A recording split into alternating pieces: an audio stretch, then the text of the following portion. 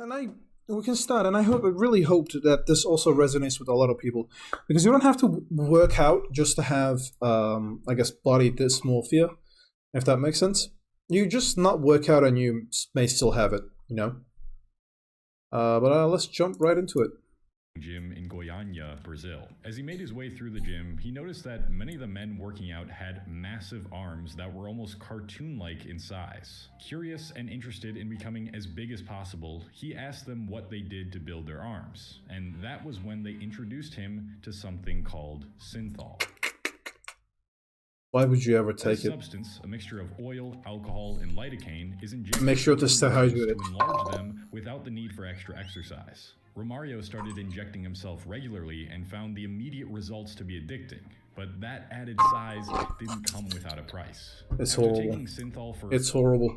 One of the things that I always like, you know what? Let's watch this under a first. year, small rocks started to form in his biceps due to the calcification of the muscle tissue in synthetic oil. He experienced tremendous daily pain and was told by his doctor that they were going to have to amputate his arms. Romario fell into a deep depression and even attempted to unalive himself before the procedure. But when he went in to get a CAT scan, he was... Wait, can you guys even like see it? graced with a fortunate stroke of luck. Because on stream, I'm not seeing anything. At least on this one. Graced with a fortunate stroke of luck. What is this then? Why there's nothing here? Hold on. I just want to make sure if I'm streaming it to you guys as well. Oh, there it is. Okay, okay. I was scared for a second. Okay, we're all good. We're all good. Okay. Yeah, we're good. We're good. We're good. Okay. After reviewing the results, the doctor told him that they did not have to amputate his arms, but they would have to perform surgery to get rid of the calcification. Although Romario doesn't dabble with synthol anymore, his desire to become a professional bodybuilder remains, and led him to explore other types of substances like horse tranquilizer. There are many other stories. One of the things that I just never understood with people who use synthol is that, does it even like have an actual benefit? Like, sure, you inflate your muscles, but do they actually like does it actually have a positive return? Like, the weight that you're lifting, is it like does it increase? If not, then that's like, what is the use case? Just look aesthetically good? Well, you don't look aesthetically good. You look horrible. You look deformed. Everybody's looking at you, but not because you look good, but because you look goofy. And they're probably like horrified when they look at you and see all of your muscles all deformed and look out of proportion. People are concerned for you. They're not looking at you in awe. They're looking at you in like, what even is this? So let's take a look at that. Synthol, right? Because I've always heard this, but I've never actually managed to get I've actually never managed to get a background on synthol, because I knew that it was something bad. I knew that people use it and it just makes you deformed and you get amputated and whatever. It's just a horrible thing. But if these people are using this and if there's no positive benefits to it, like maybe steroids, right? Then like, what is the purpose of this? You know, if that makes sense. Is there any benefit of using synthol? Synthol is an injectable oil used by bodybuilders to make muscles appear bigger, widely available on the internet. It is reported to carry a wide range of health risks and side effects, muscle damage and scar tissue. Let's take a look at Reddit.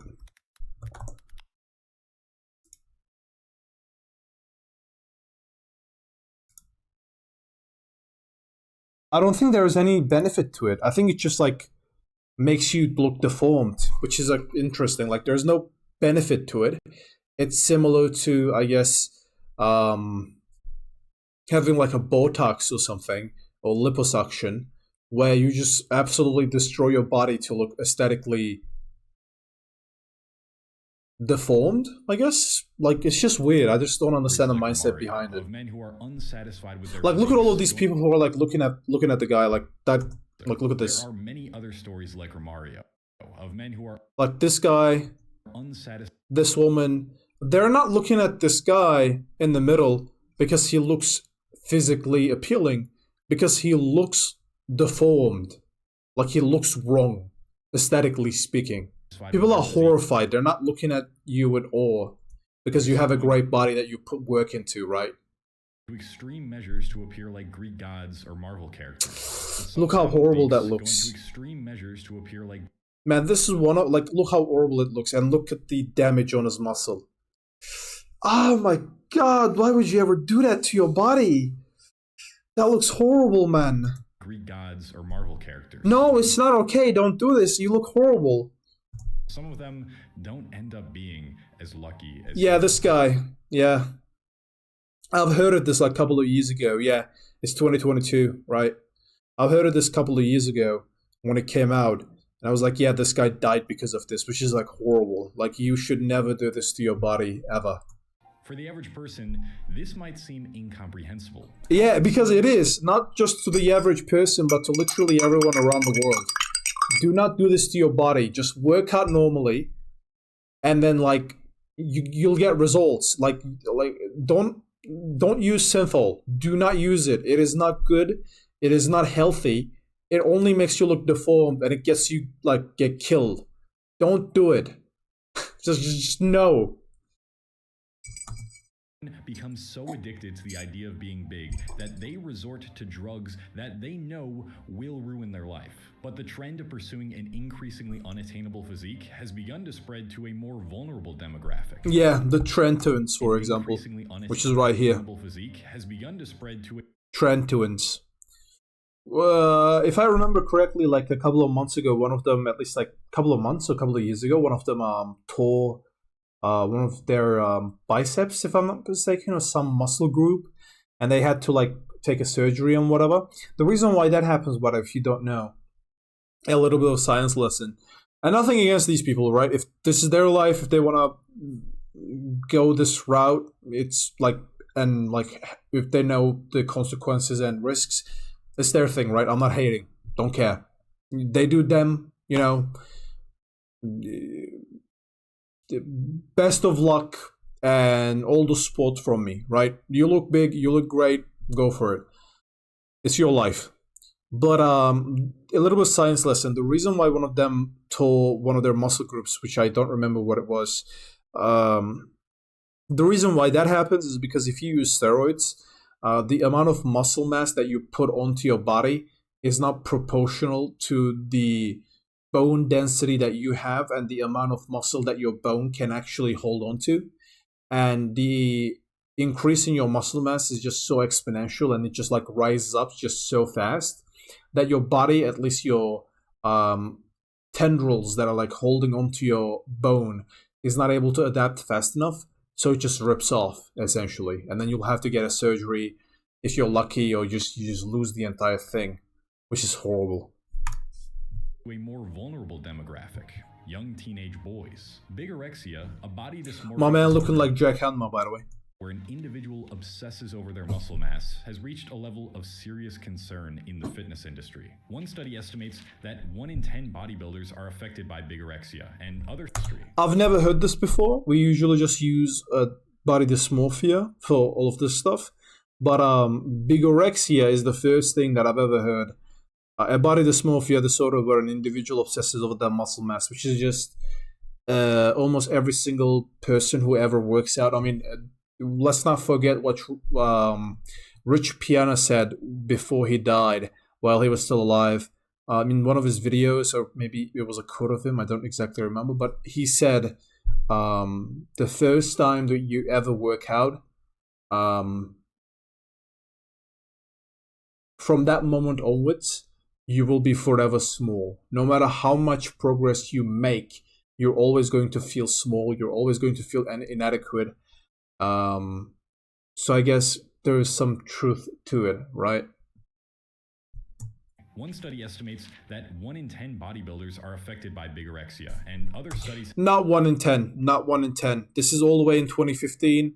9 in 10 nowadays. 9 in 10. Almost everybody feels like this. So if you're working out, there's no way not to feel like this, because you go to gym, you work out, the guy next to you looking like a Greek god who like going crazy on like trembolone sandwiches, and like you just feel inadequate, so you just want to use the same thing that he is using so that you can actually look big. I will say that it's a lot more, when it comes to the number of people who feels like this, it's probably so much more higher than this. Have estimated that the prevalence of muscle dysphoria was 5.9% among college students. It's so much more in nowadays. 15.6% and 44% among male weightlifters. Why is there such a large gap between the actual numbers? Well, partly because it isn't being talked about enough, but also because it's very hard to identify. Cool setup in the background, by the way. Appear outwardly healthy, but inside they are dealing with a mental battle that can lead to severe depression and anxiety. Yeah, that's true. That's true. Like guys that you see, like for example, if you use Trembolone, not always, but some people are more, I guess, affected by it. Is that one of the side effects of like Trembolone? Like you hear it from the people who use it. It's just like they get just turn schizophrenic. Well, not schizophrenic, but it's like they just become like super paranoid about like everything that happens around them. It doesn't happen all the time. It's just a side effect that happens to some people, right? So a guy can appear big and like really, really healthy and can look like a Greek god, but in the inside, in their mind, there's a battle going on, right?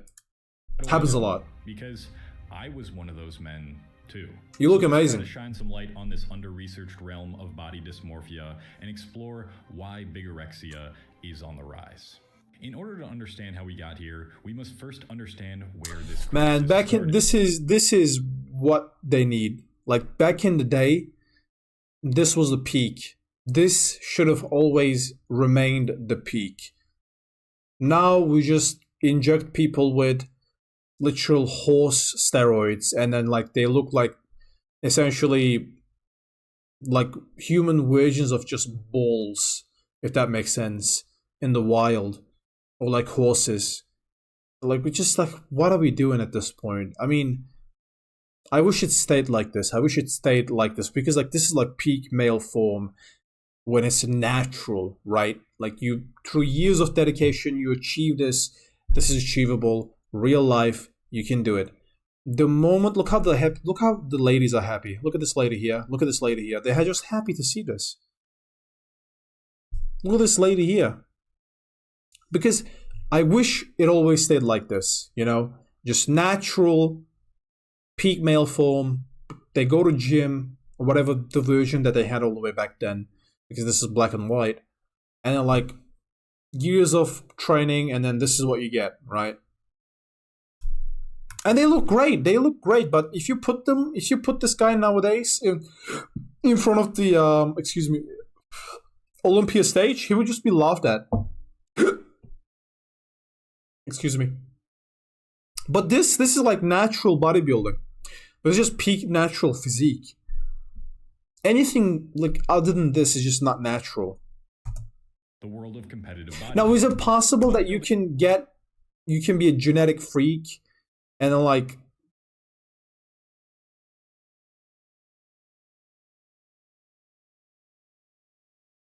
then you get something even larger than this? Sure.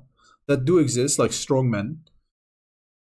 But the standards that we have nowadays are just so unrealistic at this point. As a sport and resistance training solely for the purpose of improving one's aesthetics wasn't popularized until the 1940s, when contests like Mr. America and Mr. Universe put more eyes on the scene. The contestants' physiques, though nothing crazy to our current generation, were seen as abnormally large. Look at the ladies, look how happy they are. Because they know this is like peak male physique. And then nowadays, it's just like you show this to chicks and they're like, wow, why do you have a dad bod? It's like, what? What are you talking about? But this level of impressive physique was about to be inflated forever with the introduction of one drug. steroids. Anabolic steroids are a synthetic derivative of testosterone designed to enhance the hormone's muscle building. Stay hydrated. In the 1970s, bodybuilding reached what is known as the Golden Era and hit the mainstream through the likes of Arnold Schwarzenegger, Yep. Frank Zane, and Dorian Yates. The Golden Era. Yep.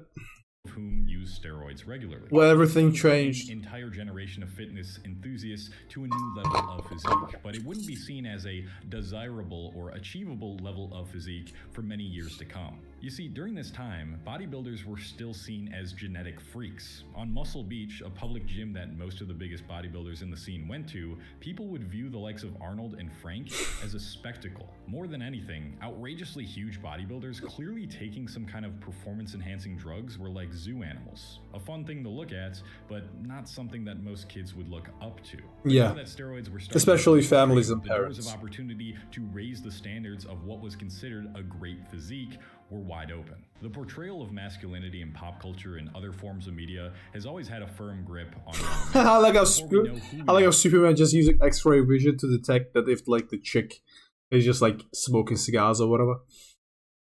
I never seen that one. Never seen an episode before. That's new. or who we want to become, we have always looked to those ideals presented to us to give us direction. Usually these ideals offer more positives than negatives, but in the case of outwardly appearances, it's reaching the ends of extreme. What is considered a strong male physique in movies, for example, has evolved quite a bit over the years. In the 90s, one might have considered Brad Pitt in Fight Club to be absolutely jacked, but if we fast He forward is. 7 years, we can see how our desire for more muscle reflected itself in the movie. I don't know what physique. language I that remember is. seeing Gerard Butler's physique in the movie 300 when it came out in 2006. I was only 9 years old at the time, but I do remember thinking that a body like that was completely unattainable, only reserved for dramatic depictions of life.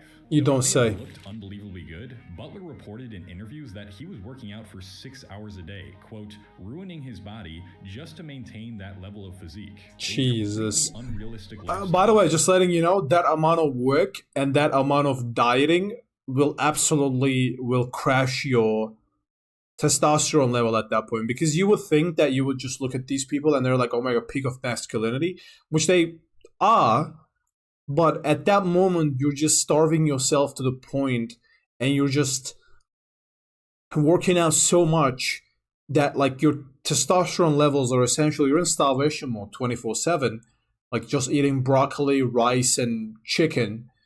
Your testosterone levels are just down the drain at that point, which is like very, I guess, ironic to say, because you look epitome of masculinity, but the thing that actually makes you masculine, which is your testosterone levels, are just down the drain, essentially, which is interesting. For the average person. Still, this was a movie where a lot of young men looked up to the main character, and many of them began working out in the hopes that they could one day look like Gerard Butler. How do you think an ideal like that affects the mental health of an adolescent boy? In extreme You don't scenarios, say. they spend all their time lifting weights, revolving their life around the gym and eating healthy, disregarding any other areas of development. And when their efforts always come up short, their self-esteem plummets, never being satisfied with how they look, Yep. despite looking better than most kids their age. Yep. In the early 2000s and then 2010s, the ideal male physique would continue to grow in size. A study conducted in 2006, the same year 300 came out, concluded that action figures have become more muscular and larger. Yeah, that's another thing that I've seen before. It's probably gonna show it now, so I probably don't have over to the stop past it here. It's 5 probably gonna years. show examples of Another it. piece of pop culture, James Bond, saw its most recent actor. Oh, maybe not. But yeah, I mean, if you ever seen those things, not maybe the action figures, but the actual movie actors themselves, like the first Batman and Robin, they'd look goofy in today's standards. Meanwhile, you have Henry Cavill now, great God. Compare it between the two, which is like, what happened? Now look at this. He looks completely realistic. Look at this body standard. It looks realistic. He looks jacked. You can see the outliners of his abs a little bit. He looks super fit and healthy. He looks like the epitome of masculinity. But in today's day and age, you show this to a woman and he's like, he has a dad bod. It's just, no, that's not how that works. Daniel Craig boasting a He looks amazing. He looks amazing. But in today's day and age, it's just not enough. It's ridiculous. physique than Sean Connery's James Bond in the 1960s. Just about every form of media that had an attractive male star saw their muscular ideals grow in size as our culture continuously... Oh my god. It's not just him doing this actor. It's the fact that if you actually watch him and look at him, it's so clear that he actually get like a face done up, like a Botox or something. He had his like face made because of his role. Horrible, horrible, horrible, horrible. For what is considered strong and beautiful. And a lot of these actors are accused of using steroids to enhance... You don't have to accuse them. They don't have to be accused of anything. I respect Rock. Okay, I respect him. I think he's a great actor. I like most of his movies. I like his stuff, right? As an entertainer, I think he's a great person. But in order to attain this physique, you cannot just shut up steroids and not work out and then attain this physique. It's not possible. You have to put in the work. So he clearly puts in the work, which is dedication and just hard work, which is, respect from me, 100%. I like Rock. But you cannot get this physique naturally. Like, he does use steroids. And you know what?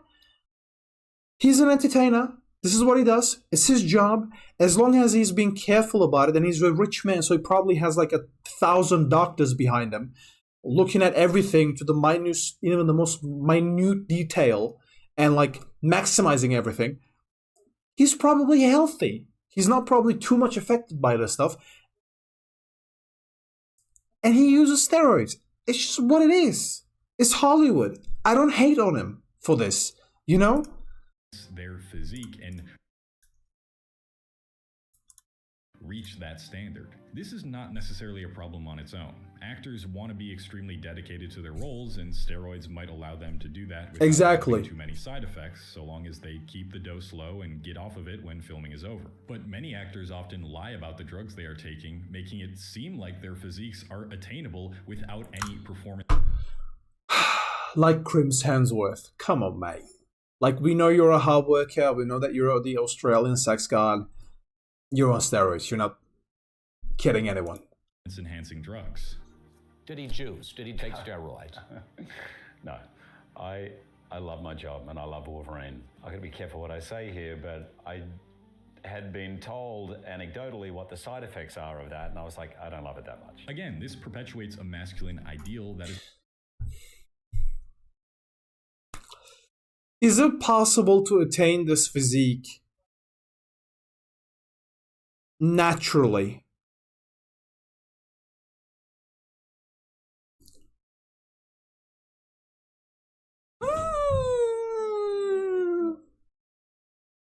Not really. The side effects are of that, and I was like, I don't love it that much. And he looks dehydrated as F, by the way. In those two shots, he looks so dehydrated. His brains are popping off. He's just like not drinking a drop of water. Just letting you know. Perpetuates a masculine ideal that is becoming increasingly more difficult to live up to. And when men find the masculine ideal is farther and farther from their reach, two things will happen. They will either go to extreme measures to get as close to that unrealistic ideal, taking dangerous supplements, ruining both their physical and mental health in the process. True. Or they will give up. Also, if you're a teenager, if you're an adolescent boy, and if you use steroids, you also stunt your growth. It's a known fact, because you're messing up with your natural development of your body. And also you're shortening your lifespan and probably killing all of your organs. Sorry.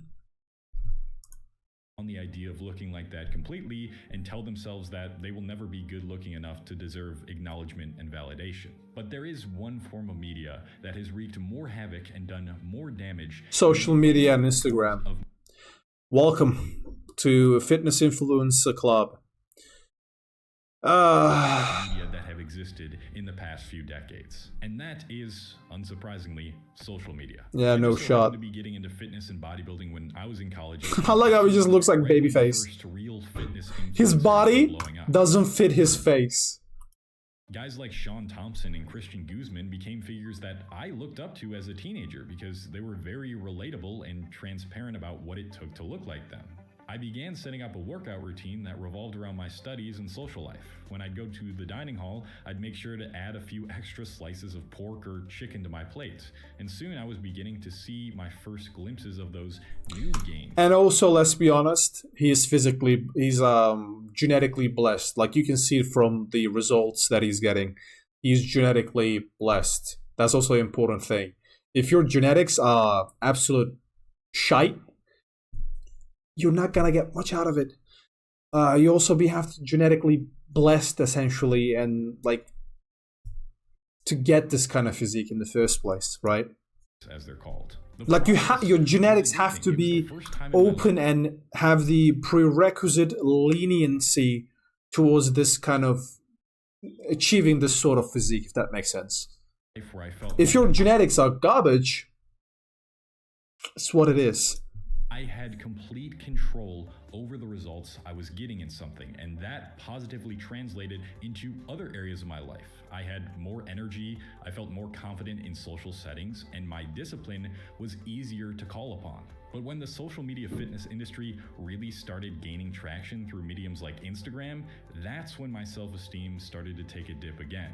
Only this time, it stemmed from an expectation I could never reach. As the fitness industry continued to reach new heights in revenue every year, more and more teens were being exposed to the lifestyles of fitness addicts on social media. Extreme fat loss routines, how to bulk up fast, the one exercise that will blow up your chest. These were the type of engaging titles that got clicks. Make sure to stay hydrated. My fitness regimen began to evolve with it. I was now around 2 years into my bodybuilding journey, and I built a respectable physique for myself. And so, with the influence of these influencers, I started an Instagram account in the hopes of becoming a fitness figure myself. A lot of you still don't know this, but for several years, my entire brand and this YouTube channel revolved around fitness and bodybuilding content. With 2 social media accounts dedicated to this, it became ingrained into my identity. And because of that, everything I did had to be in alignment with my bodybuilding goals. At the same time I was growing my pages, an occurrence that was mainly only reserved for celebrities was growing in popularity amongst fitness influencers online. And this is when the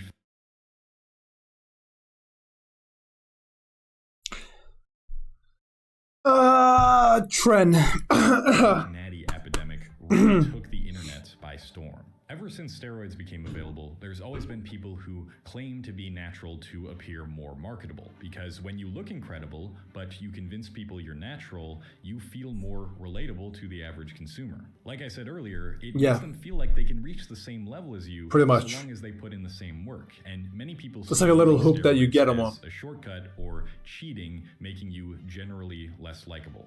Now that social media was so popular, this is so old. The opportunity This is so old. to take advantage of naive young boys and build a following online, so long as they had an impressive enough physique. A study titled Male Body Portrayals on Instagram, conducted in 2020, wanted to evaluate whether those with more muscular physiques received more likes and comments than those who look smaller. And they found that posts depicting men adhering to high levels of leanness and muscularity received significantly more engagement than those who didn't. Whoa, of course they do. Big fucking shocker. The guy who looks absolutely shredded is getting more likes than the thin, scrawny guy. But I needed to cite this study to emphasize what's about to come. Promoting your physique on social media is not inherently bad. When it's accompanied with some inspiration and good advice, it can actually be a huge force for good and influence people to pursue healthier lifestyles. The problem, which amplifies the rise of bigorexia, comes in when you have thousands of influencers promoting their physiques, which can only be attained using performance-enhancing drugs. Liar, liar. Got found out. Unlucky. Unlucky. That claim they are. It was crazy when the story was broke down and it was just exposed by More Place More Dates. Man, the fall was crazy on this one. Barbarian water. Yeah, we all know what that is. It's called Trembolone. just to sell more of their products and supplements. Yeah, bro, you can totally look like me. I haven't been shooting needles in my ass. All I've been doing is using my 10-week workout protocol that's linked in my bio. Oh, also what's in there is my brand new supplement line, comprised of a few herbs mentioned in a Andrew Huberman podcast. That supplement is definitely the reason why I look like this. Every single fitness influencer ever. Every single fitness influencer ever, by the way. You better buy it before it runs out. That was a lie. I can think of That was a handful lie. of guys that have made entire careers off of selling an unattainable physique in the form of useless supplements and workout programs. I'm very glad I never stooped so low so as to do anything of that sort, but I would be lying if I said I was totally immune to posting the type of pictures that fitness influencers post online. Being in the industry for as long as I was, I can tell you that there were a lot of tactics used to capture the absolute best picture of yourself. First, you'd only film yourself or take a picture when you had a really nice pump after a workout. Then you'd ideally find some overhead lighting. This creates a stark contrast over your muscles and makes you look leaner and bigger. Then you position the camera at certain angles. There's also a video about this from More Plays More Dates, and he talks about it, how fitness influencers actually use these little camera tricks, and they have like a camera crew in the background that's like taking care of all of this. Such as In reality, it's just like most of the time they don't even look like that. from above to highlight your chest, or at eye level to show off your entire physique. And for the final touch, you'd go into a photo editor and bump up the contrast and texture to make your muscles pop even more. Yeah. I cannot even begin to tell you how hard I tried to get the perfect picture. It involved different lightings, and maybe I'd go into different rooms, and at the very extreme, if I knew that I was going to have to post on social media that day, I would refrain from eating for a long time just so I looked a little bit more shredded than I usually do. While I never used any tools to enhance the look of my muscles, I did use filters that made me look more shredded. After all, I needed to get His face doesn't fit his body, by the way. It's crazy. picture after a workout, or I'd feel like I was regressing and it'd take a big hit on my self-esteem. These perfect photos are omnipresent. Look at the guy. Boys now. Looking like a AI-generated person, I swear to God. They're only seeing pictures of fitness influencers in a state in which they only look like that 1% of the time, or in some cases, they're seeing a completely fabricated version that doesn't even really exist. Then they have the audacity to lie about how they reach that level, causing huge mental health issues among young men who will always feel too small and undesirable. And The problem with social media is that the people that you see on there, whether man or woman, in real life, people don't look like that. 90% of the human beings on planet Earth, like 90% out of the 8 billion, don't look like this, will never look like this. None of this is natural. But the way that the social media portrays it, it looks like as if everybody looks like this.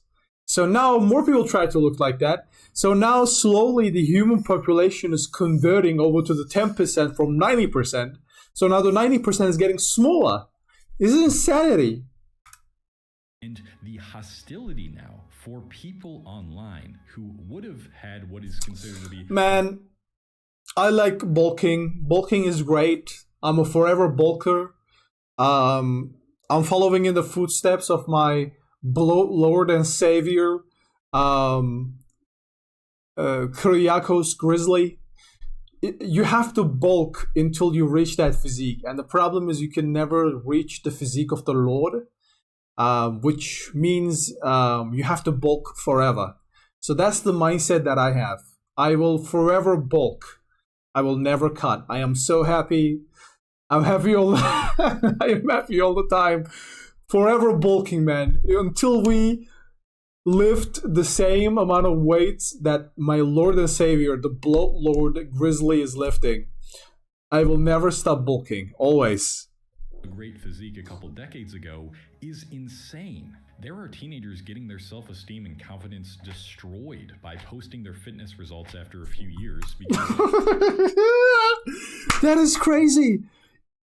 When I was 14, I was just a stupid kid running around playing with his little Willy and like playing video games. I knew about none of this, and this kid who got into this because of social media, now working out, and now everybody's just dunking on this poor kid. It's like, nah, you look small. And now this kid probably just not even gonna reach 18 before he starts getting on, like, hopping on, like, steroids, which is wild, which is not a good thing, because he's gonna ruin his life before he even, like, reaches, like, 40 or 50 if he's lucky. He's just gonna die of, like, overuse of, like, steroids and whatever. His organs gonna get cooked. His lifespan is gonna grow shorter. His balls are probably not going to work because it just messed up his entire development. This is insanity. This is insanity. This is nothing else. They don't look like the 1% that mostly get highlighted. Of course, the guy who said no has the berserk symbol in his name. Of course. Why are we not surprised? Social media, or even if they aren't teenagers and just have a really good average physique, those guys are getting eaten up in the comments too. But I don't think this is just affected. This is insane. Highlighted on social media. Just letting you know, this is insane. This guy looks amazing. Probably feels amazing. He looks great, by the way. He's genetically gifted. He's great. He's crazy looking. Most people are wishing that they can have this physique, and people in the comment section is like, yeah, nah, you don't look big enough. It's crazy. Teenagers and just have a really good average physique, those guys are getting eaten up in the comments too. But I don't think this has just affected men's perception of what is considered a great physique. It's also affected women's perception too. I see a lot of women post pictures of celebrities with what they think is a dad bod, which is really just a dude in very good shape that isn't totally shredded. Just a couple decades pretty much. ago, this guy would have been considered an absolute monster. But now, dad bod. Yeah.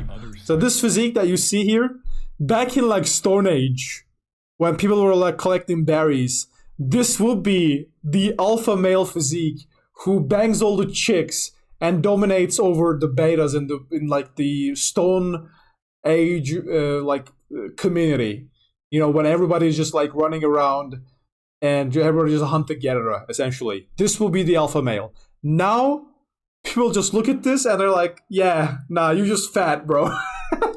You're just fat. That's crazy. That's crazy. He looks amazing. He looks better than 90% of males out there. He looks great. Look how good he looks. This is insanity. He looks like an alpha male. What the hell? And Lolita is like out here. It's like, yeah, nah, he has a dad bod. This is crazy. Very good shape that isn't totally shredded. Just a couple decades ago, this guy would have been considered an absolute monster. But now, dad bod. This checks out with the other scientific literature we have, as it's been shown that a greater total screen time was associated with greater symptoms of muscle dysphoria in both men and women. As a result, in the past few years, we have now seen more and more stories of teenagers trying a bunch of different substances and drugs, either being indifferent or ignorant to their side effects, just so they can look like their favorite fake natty influencer. And part of this industry has turned into a melting pot of desperate, insecure teens who have no idea how badly their physical and mental health will be affected in the long run. Steroids and other hormone replacement therapies come with a whole host of side effects. It's not just testicular cancer. Your balls get smaller and they literally will lose their function if you abuse these things. Especially doing it while you're a teenager. Say goodbye to your sperm count, bro. You're not getting kids. Okay, that's an exaggeration, but it's close. Including infertility, cardiovascular issues, and a greatly increased risk of premature death. But perhaps the worst part of all this is that many teenagers know the risks that come with taking these types of drugs, but they are so obsessed with achieving this certain body type that they will destroy their lives for a chance to potentially get there. When I was at my very biggest, around 222 pounds, I remember how much worse I felt on a daily basis. And this is without the use of any performance-enhancing drugs, which I've never used. It felt like my entire day was dedicated to eating. By the end of the night, I had to force-feed myself just so I could be bigger. On days where my abs didn't show as much, I might go so far as to do an extra workout. Look at him! Increase my risk of injury. Based. Actual king. That day. I didn't sleep as increased abs didn't show as much. I might go so far as to do an. You look amazing, king. Based. This is the peak male physique right here. You cannot hate this. People hate Fat Thor because in the God of War series they made Thor fat and people call him fat. He's not fat. He is the alpha male. That guy, that physique, this physique is that like you get to wrestle bears up in a mountain. Actor Thor, Chris Hemsworth, he makes movies. What the is it do? What does he know? What does I mean? Don't get me wrong. I like Chris Hemsworth as much as the next guy. He's a sweet guy. He's a great actor. But what does, and I say again, what does Chris Hemsworth know about fighting bears up in a mountain? This is amazing. This is a great physique. You cannot hate this. He doesn't look bad. And increase my risk of injury just so my shirt fit a little tighter that day. I didn't sleep as well because I was eating so late, and this began to take a toll on my mental health. That's another thing most people don't know. One of the main reasons why I don't really eat, or at least try to not eat at dinner or towards the night, is because once you eat food, your body is trying to digest that. Your body awakens again.